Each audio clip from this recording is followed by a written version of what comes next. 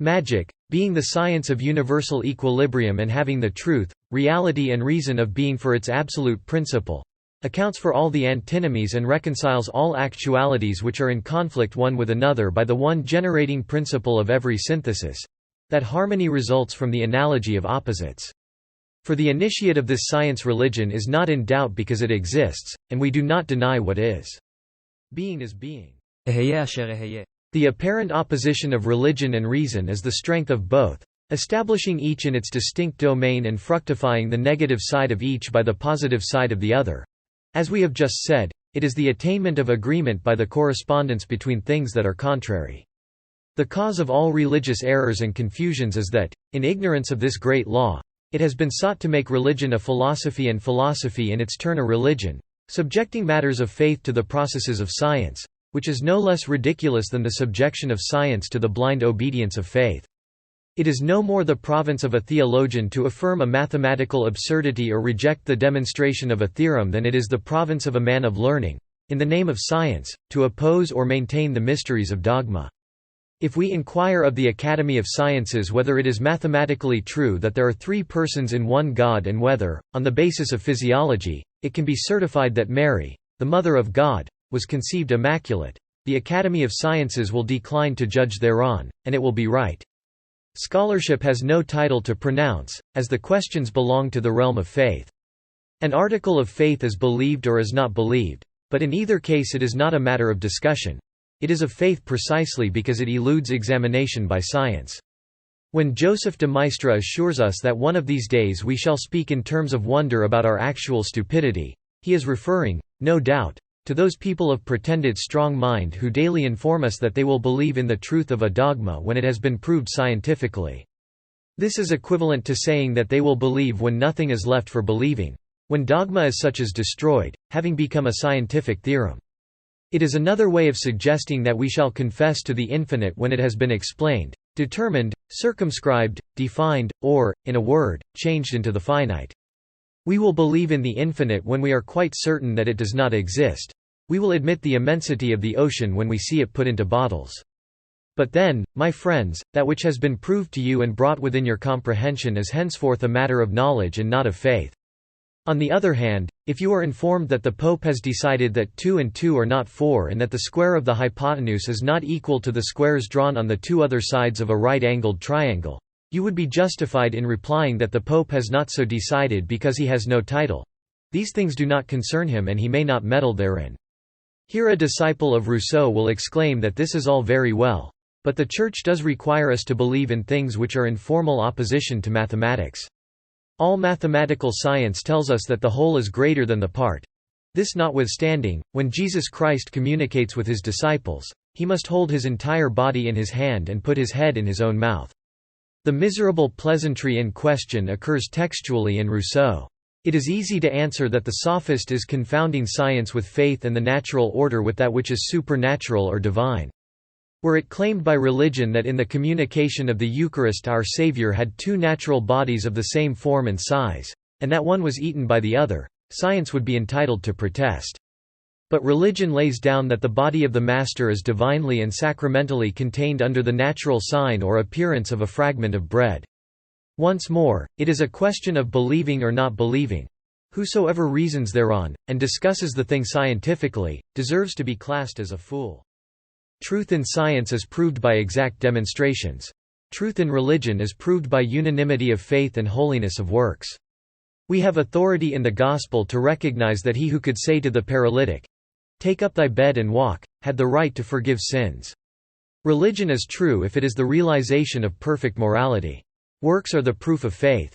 It is permissible to ask science whether Christianity has constituted a vast association of men for whom the hierarchy is a principle, obedience the rule and charity a law. If science answers, on the basis of historical documents, that this is the case but that the association of Christians has failed in the matter of charity, then I take it at its own word, which admits the existence of charity, since it recognizes that there can be deficiency therein. Charity is at once a great word and a great thing. It is a word which did not exist prior to Christianity and that which it stands for is the sum total of religion. Is not the spirit of charity the divine spirit made visible on earth? Has not this spirit manifested its sensible existence by acts, institutions, monuments and by immortal works? To be brief, we do not understand how a skeptic, who is a man of good faith, can see a daughter of Saint Vincent de Paul without wishing to kneel and pray. The spirit of charity, this indeed is God. It is immortality in the soul. It is the hierarchy, obedience, the forgiveness of injuries, the simplicity and integrity of faith. The separated sects are death-struck at the root because in separating they were wanting in charity, while in trying to reason on faith they were wanting in simple good sense. It is in the sects that dogma is absurd because it is pseudo-reasonable. As such it must be a scientific theorem or nothing. Now, in religion we know that the letter kills and that the spirit alone gives life. But what is the spirit in question unless it be that of charity? The faith which moves mountains and withstands martyrdom, the generosity which gives all, the eloquence which speaks with the tongue of men and angels, all this, says St. Paul, is nothing without charity. He adds that knowledge may vanish away and prophecy may cease, but charity is eternal. Charity and its works. Hereof is the reality in religion. Now true reason never denies reality, for it is the demonstration of that being which is truth.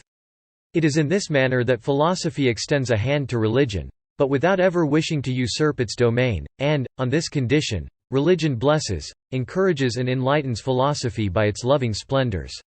Charity is the mysterious bond which, according to the dream of Greek initiates, must reconcile Eros and Anteros. It is that coping of the door of Solomon's temple which unites the two pillars Jachin and Boaz. It is the common guarantee between rights and duties, between authority and liberty, between the strong and weak, between the people and the government, man also and woman. It is the divine sentiment which is requisite for life in human science. It is the absolute of good, as the triple principle being reality reason is the absolute of the true. These elucidations have been necessary for the proper interpretation of that beautiful symbol of the Magi adoring the Savior in the manger. The kings are three, one white, one tawny and one black. They offer gold, frankincense and myrrh. The reconciliation of opposites is expressed by this double triad, and it is precisely that which we have just been seeking to explain. Christianity, as expected by the Magi, was in effect the consequence of their secret doctrine.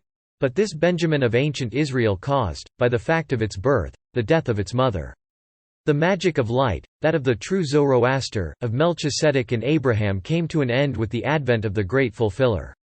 Henceforth, in a world of miracles, mere prodigies could be nothing more than a scandal and magical orthodoxy was transfigured into the orthodoxy of religion. Those who dissented could be only Illuminati and sorcerers. The very name of magic could be interpreted only according to its evil sense, and it is under this inhibition that we shall follow hereafter its manifestations through the centuries. The first arch-heretic mentioned in the traditions of the Church was Simon the magician. His legend embodies a multitude of marvels. It is an integral part of our subject and we shall endeavor to separate its basis from the cloud of fables by which it is surrounded. Simon was by nationality a Jew and is believed to have been born in the Samaritan town of Gittin. His master in magic was a sectarian named Dositheus, who gave out that he was sent by God and was the Messiah foretold by the prophets. Under his tuition, Simon not only acquired the illusory arts but also certain natural secrets which belong really to the tradition of the Magi.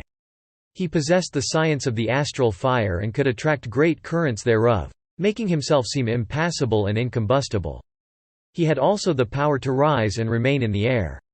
Feats of this kind have been performed frequently, in the absence of science and, so to speak, accidentally, by enthusiasts intoxicated with astral light, as for example the convulsionaries of St. Medard, and the phenomena recur at the present day in the mediumistic state. Simon magnetized at a distance those who believed in him and appeared to them under various figures. He produced images and visible reflections, e.g., everyone, on a certain occasion, thinking that they could see fantastic trees in a bare country. Moreover, objects which are normally inanimate were moved in his vicinity, as furniture is now moved within the atmosphere of home, the American. And, finally, when he intended to enter or leave a house the doors creaked, shook and ended by opening of their own accord. Simon performed these wonders before the chief people of Samaria, and as his actual achievements were in due course exaggerated, the thaumaturgist passed for a divine being. It came about also that as he owed his power to states of excitement by which reason is disturbed, So he came to regard himself as such an exceptional being that he did not hesitate to claim divine honors and dreamed modestly of usurping the worship of the whole world. His crises or ecstasies produced extraordinary physical results. Sometimes he appeared pale, withered, broken, like an old man at the point of death. Sometimes the luminous fluid revitalized his blood, so that his eyes shone, his skin became smooth and soft, and he appeared regenerated and renewed suddenly. The Easterns have great capacity for the amplification of wonders. They claim to have seen Simon passing from childhood to decrepitude and again at his will returning from decrepitude into childhood. His miracles were noised abroad everywhere, till he became not only the idol of Jewish Samaria but also of the neighboring countries. However, the worshippers of marvels are generally hungry for new emotions, and they did not fail to get weary of that which at first had astonished them. The Apostle Street Philip having reached Samaria, to preach the gospel therein, a new current of enthusiasm was thus started, with the result that Simon lost all his prestige. He was conscious, moreover, that his abnormal states had ceased, as he thought through loss of power. He believed that he was surpassed by magicians more learned than himself, and the course which he took was to attach himself to the apostles in the hope of studying, discovering or buying their secret. Simon was certainly not an initiate of transcendental magic, which would have told him that wisdom and sanctity are needful for those who would direct the secret forces of nature without being broken thereby. That to play with such terrible weapons without understanding them was the act of a fool, and that swift and terrible death awaits those who profane the sanctuary of nature. Simon was consumed by an unquenchable thirst, like that of a drunkard. The suspension of his ecstasy was the loss of all his happiness, and made ill by past excesses, he thought to regain health in renewed intoxication. One does not willingly come back to the state of a simple mortal after posing as a god. To recover that which he had lost, Simon submitted therefore to all the rigors of apostolic austerity. He watched, he prayed, he fasted, but the wonders did not return. Then he reflected that between Jews it might be possible to reach an understanding, and he offered money to St. Peter. The chief of the apostles drove him indignantly away, and he who received so willingly the contributions of his disciples was now at the end of his resources. He abandoned forthwith the society of men who had shown such disinterestedness, and with the money which St. Peter disdained he purchased a female slave named Helena. Mystical vagaries are always akin to debauch. Simon became passionately enamored of his servant. That passion, at once weakening and exalting, restored his cataleptic states and the morbid phenomena which he termed his gift of wonders.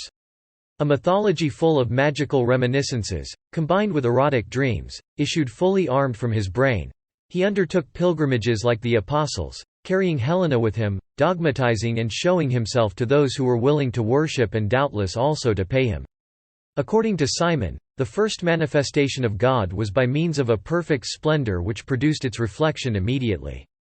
He was himself this son of souls, and the reflection was Helena, whom he affected to call Selene, being the name of the moon in Greek. Now the moon of Simon came down at the beginning of the ages on that earth which the Magus had mapped out in his perpetual dreams. There she became a mother, impregnated by the thought of his son, and she brought into the world angels, whom she reared by herself without speaking of them to their father. The angels rebelled against her and imprisoned her in a mortal body. It was then that the splendor of God was compelled to descend in its turn that it might redeem Helena, and so the Jew Simon was manifested on earth. There he had to overcome death and carry his Helena through the air, followed by the triumphant choir of the elect, while the rest of mankind was abandoned on earth to the eternal tyranny of the angels. Thus the arch-heretic, imitating Christianity but in the reverse sense, affirmed the eternal reign of revolt and evil, represented the world as created or at least completed by demons, destroyed the order and the hierarchy, to pose alone with his concubine as the way, the truth and the life. Here was the doctrine of Antichrist, and it was not to perish with Simon, for it has been perpetuated to our own days. Indeed, prophetic traditions of Christianity speak of his transitory reign and triumph to come as heralding the most terrible calamities. Simon claimed the title of saint and, by a curious coincidence, the chief of a modern Gnostic sect which recalls all the sensuous mysticism of the first arch-heretic. The inventor of the free woman is also named Saint Simon. Cainism is the name which might be given to all the false revelations issued from this impure source. They are dogmas of malediction and of hatred against universal harmony and social order. They are disordered passions affirming license in the place of duty. sensual love instead of chaste and devoted love, the prostitute in place of the mother, and Helena, concubine of Simon, in place of Mary, the mother of the Savior. Simon became a notoriety and repaired to Rome, where the emperor, attracted by all extraordinary spectacles, was disposed to welcome him. This emperor was Nero. The illuminated Jew astonished the crowned fool by a trick which is common in jugglery. He was decapitated, but afterward saluted the emperor, his head being restored to his shoulders. He caused furniture to move and doors to open. In a word, he acted as a veritable medium and became sorcerer in ordinary at the orgies of Nero and the banquets of Trimalcion. According to the legend makers, it was to rescue the Jews of Rome from the doctrine of Simon that Saint Peter himself visited that capital of the world. Nero, by means of his inferior spies, was informed speedily that a new worker of Israelitish wonders had arrived to make war on his own enchanter, and he resolved to bring them together for his amusement. Petronius and Tigellinus were perhaps at this feast. "May peace be with you," said the Prince of Apostles on entering. "We have nothing to do with your peace," answered Simon. "It is by war that truth is discovered. Peace between adversaries is the victory of one and the defeat of the other." Saint Peter answered, "Why do you reject peace? The vices of men have created war, but peace ever abides with virtue." "Virtue is power and skill," said Simon. "For myself I face the fire, I rise in the air, I restore plants, I change stones into bread. And you, what do you do?"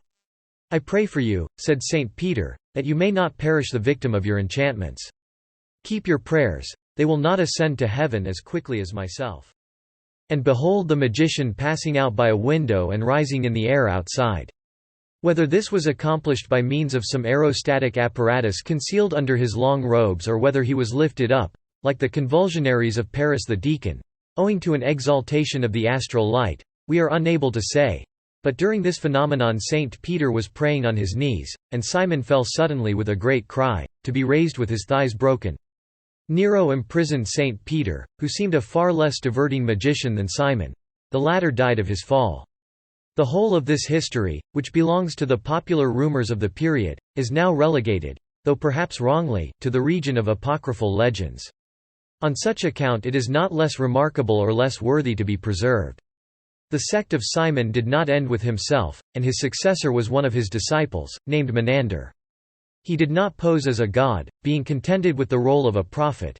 But when he baptized proselytes, a visible fire came down upon the water. He also promised immortality of soul and body as the result of this magical immersion, and in the days of Saint Justin, there were still followers of Menander who firmly believed themselves immortal. The deaths which occurred among them by no means disabused the others, for those who died were excommunicated forthwith, on the ground that they had been false brethren. For these believers death was an actual apostasy and their immortal ranks were filled up by enrolling new proselytes.